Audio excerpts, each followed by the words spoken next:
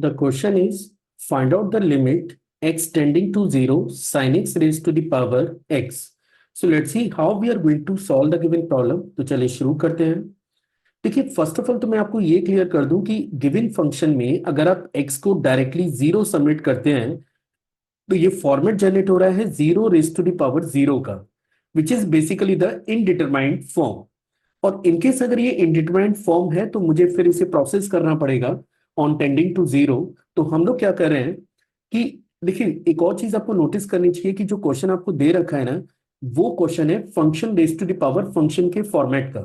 और जब भी आपके पास फंक्शन की पावर फंक्शन का फॉर्मेट होता है ना, तो उसको हैंडल करने का जो बेस्ट तरीका है वो ये है कि आप पहले फंक्शन का लॉग ले लें और उसके बाद ही वर्कआउट कर पाएंगे। तो सबसे पहले तो मैं इसे y से रिप्रेजेंट कर देता हूं। Let y is your sin x raise to the power x। और मुझे पता करना है कि टेंडिंग टू 0 पे ये फंक्शन किस नंबर की ओर अप्रोच करेगा। पर जैसा कि मैंने 2 मिनट पहले आपको बताया कि जब भी फंक्शन की पावर फंक्शन के फॉर्मेट का अगर आपके पास कोई फंक्शन है तो उसको हैंडल करने के लिए आपको सबसे पहले लॉग लेना पड़ता है।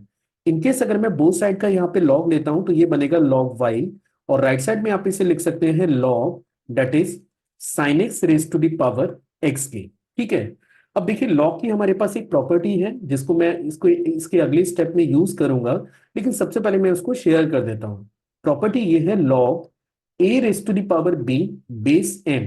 तो ये बराबर होता है b log a base m के। मींस ये जो फंक्शन आपके पास है आप इसे लिख सकते हैं log y, this is your x that is log sin x।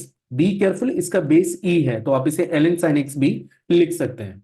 अब देखिए, अब अगर मैं इस फॉर्मेट में x को टेंडिंग टू 0 सबमिट करूं, अगर मैं x को 0 सबमिट करूं इनफैक्ट, तो ये क्वांटिटी 0 में 0 की ओर टेंस करेगी, लेकिन log sin x आपका टेंस करेगा माइनस इंफिनिटी की ओर। क्योंकि log 0 पे अगर मैं कमेंट करूं तो log 0 माइनस इंफिनिटी की ओर अप्रोच करता है। तो पहली वाली क्वांटिटी आपकी 0 की ओर अप्रोच कर रही है और दूसरी वाली क्वांटिटी आपकी अप्रोच कर रही है माइनस इंफिनिटी की ओर, जो कि खुद में एक इनडिटरमाइंड फॉर्म है।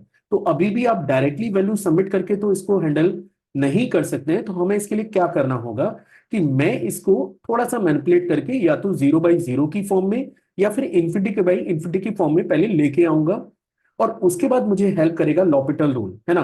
मैं एक्सपेक्ट करूं कि थोड़ा बहुत आपने लॉपिटल रूल पढ़ा ही होगा कि कैसे हम लोग अप्लाई करते हैं, फिर भी मैं आपको शेयर करूंगा कि उस पर काम कैसे करना है।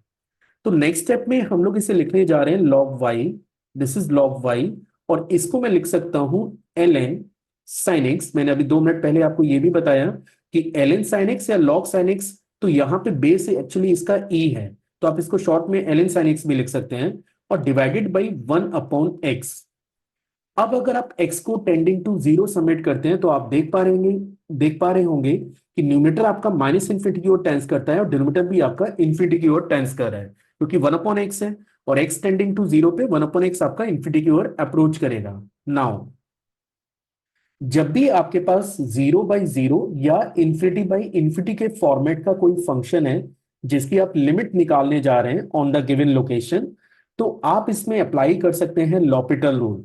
वैसे तो मैं एक्सपेक्ट कर रहा हूं कि लॉपिटल रूल का एक बेसिक आइडिया आपके पास जरूर होगा, लेकिन मैं थोड़ा सा शेयर कर देता हूं कि हमें करना क्या होता है।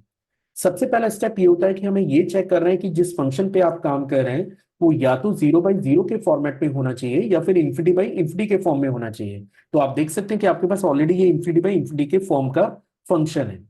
और इनकेस अगर आप इसकी टेंडिंग टू गिवन लोकेशन पे लिमिट निकालने जा रहे हैं तो इसके लिए आपको न्यूमरेटर को भी डिफरेंशिएट करना है और डिनोमिनेटर को भी डिफरेंशिएट करना है। बी केयरफुल, पूरे फंक्शन को एक साथ डिफरेंशिएट नहीं करते हैं, न्यूमरेटर को अलग डिफरेंशिएट करते हैं और डिनोमिनेटर को अलग डिफरेंशिएट करते हैं, और ये फॉर्मेट हटाने की कोशिश करेंगे। इनकेस अगर ये एक स्टेप में हमारा टास्क कंप्लीट हो जाता है तो वेल एंड गुड, इनकेस अगर नहीं होता है तो सेम प्रोसेस को हम लोग रिपीट करेंगे। चलिए मैं इसे करके दिखाता हूं। जैसा मैंने कहा कि अब अगर मैं इस फंक्शन की लिमिट निकालने जा रहा हूं तो मेरे पास फंक्शन है log y is your limit limit x tending to 0 which is ln sin x divided by 1/x के। और जैसे मैंने कहा कि ये इंफिनिटी बाई इंफिनिटी फॉर्मेट का फंक्शन है, तो चलिए अब इस पे लॉपिटल रूल अप्लाई कर देते हैं, है ना। और लॉपिटल रूल मैंने अभी आपको समझा दिया है कि न्यूमरेटर को भी डिफरेंशिएट करना है और डिनोमिनेटर को भी डिफरेंशिएट करना है। तो log sin x को जब आप डिफरेंशिएट करेंगे तो ये बनेगा 1/sin x, 1/sin x। और फिर sin x को जब आप डिफरेंशिएट करेंगे तो ये बनेगा cos x। ये मैंने न्यूमरेटर को डिफरेंशिएट किया है। डिनोमिनेटर को जब आप डिफरेंशिएट करेंगे तो 1/x का डेरिवेटिव बनता है -1/x² के। मैं एक्सपेक्ट कर रहा हूं कि ये बात आपको समझ में आ रही होगी।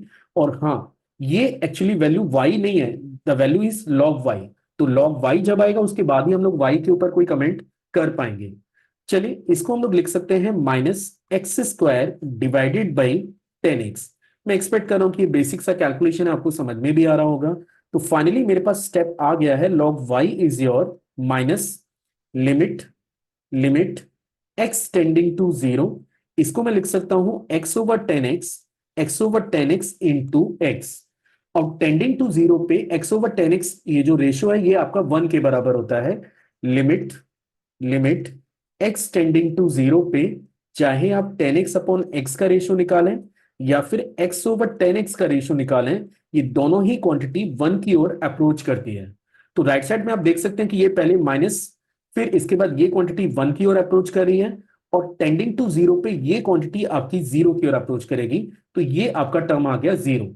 और इन तीनों नंबरों को अगर मैं मल्टीप्लाई करता हूं तो फाइनल क्वांटिटी बनती है 0। But again this is the value of log y और हमें y निकालना है।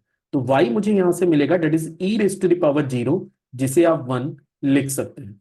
सो this is the answer for the given problem कि अगर आप limit limit x tending to zero sin x/x इस फॉर्मेट के फंक्शन की टेंडिंग टू 0 पे लिमिट निकालेंगे, then the answer is equal to